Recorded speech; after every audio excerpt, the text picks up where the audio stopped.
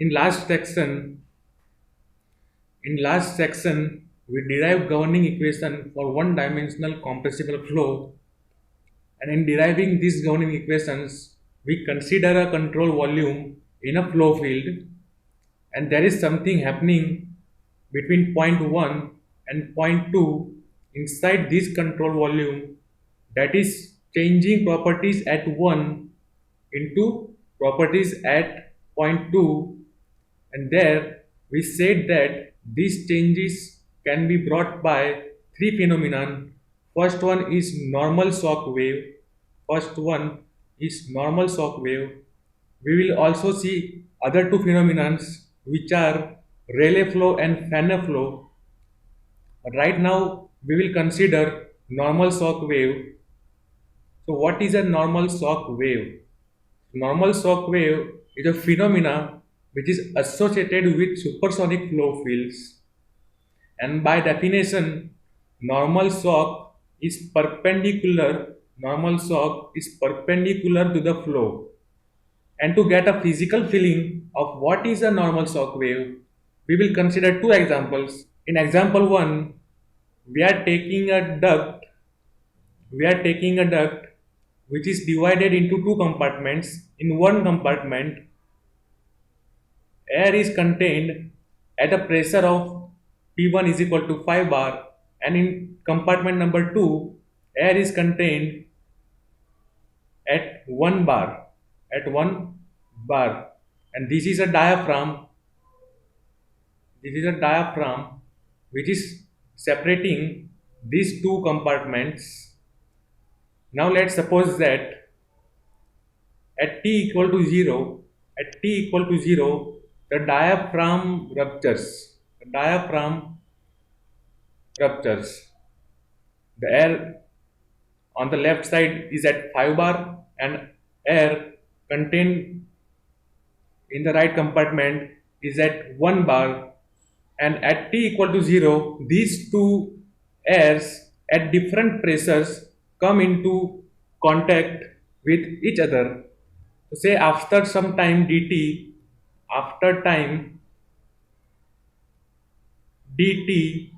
what will happen? The pressure in the left compartment is higher, 5 bar, and the pressure in the right compartment is 1 bar. So the air in the right compartment will be compressed by the air inside the left compartment. So the right compartment will undergo a compression, and the air inside the left compartment will undergo expansion waves. Expansion means decrease in pressure. So after some time dt, we will have at point A, on the left side the pressure is 5 bar, on the right side the pressure is 1 bar.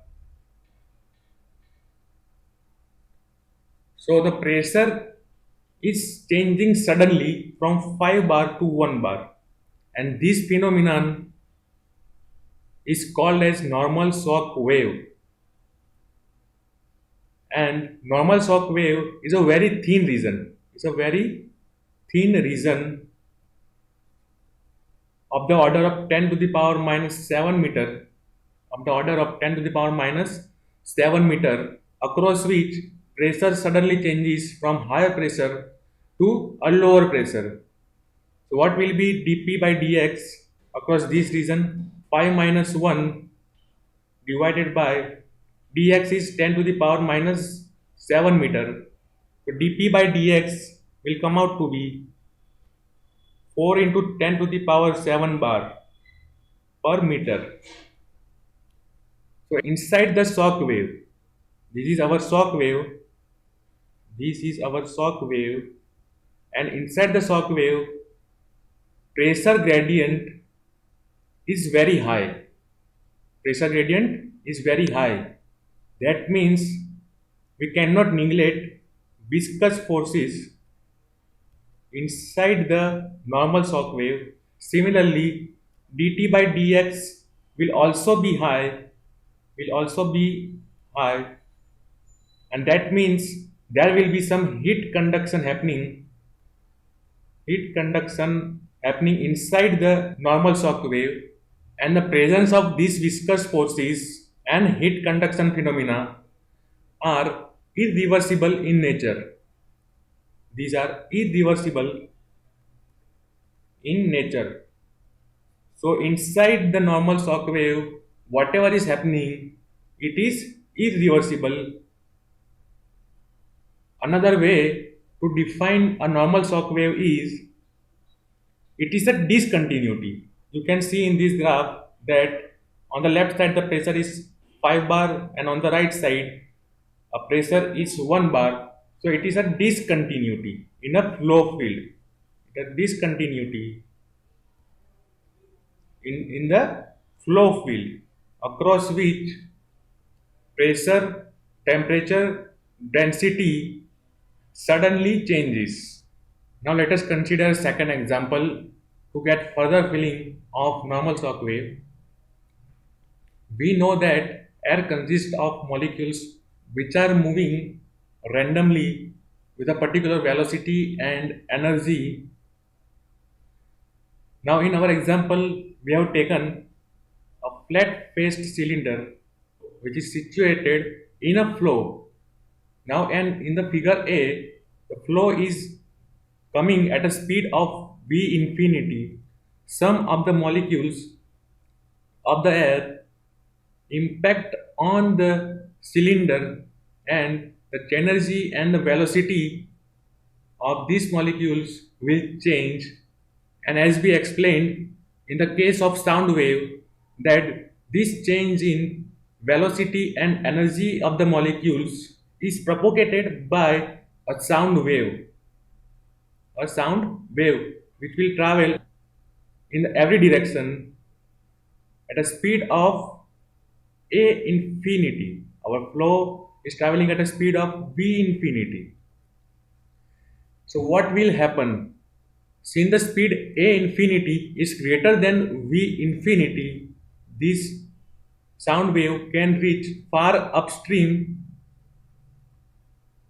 And what does this sound wave communicate? It communicates the presence of this body. It communicates the presence of this body. And therefore, the molecules far upstream can adjust their flow accordingly. You can see that these streamlines are very well curved. There is no sudden change. In conclusion, we can say that in a subsonic flow, a sound wave can forewarn the molecules which are ahead or upstream of the body of what? Of the presence of the body inside the flow.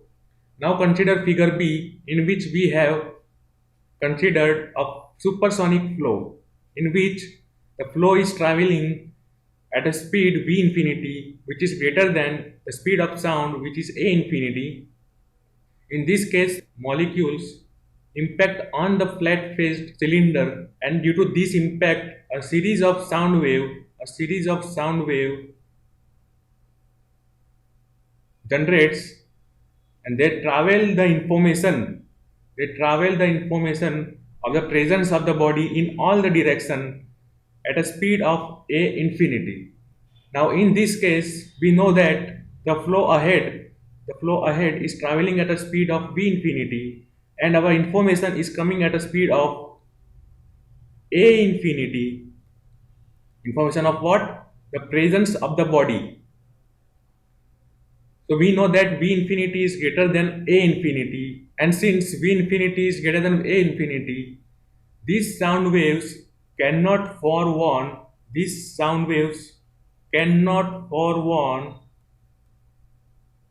the presence of the body. Rather, these molecules coalesce at a very small distance, and in this area the flow becomes subsonic due to the impact of the molecules on the surface. But In the upstream direction, the flow has no idea. The flow has no idea of the presence of the body, and that is why, and the streamlines cannot compensate the presence of the body. So till this position, or this till this point, the streamline is a straight line, and after this point, the streamline has to suddenly change its direction, suddenly change its direction, and this sudden change creates a normal shock. This sudden wave creates a normal shock. This line represents a normal shock wave across which the flow properties suddenly change. The flow ahead is supersonic. The flow behind is subsonic. So, in conclusion, we can say that in case of a subsonic flow, a sound wave can propagate in upstream direction, and in a case of supersonic flow, the sound wave cannot propagate in upstream direction. So, it is nature's phenomena or the nature's way of dealing with sudden changes,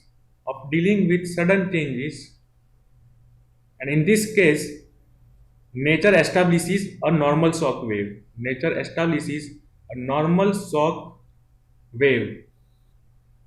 If you haven't yet understood the physical meaning of a normal shock wave, let us see a video of Rajnikant.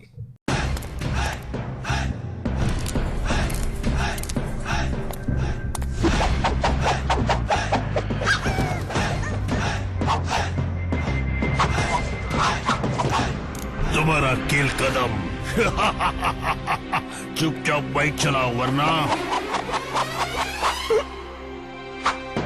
अब बंदूक का क्या फायदा। அப்படியா? अयो अम्मा!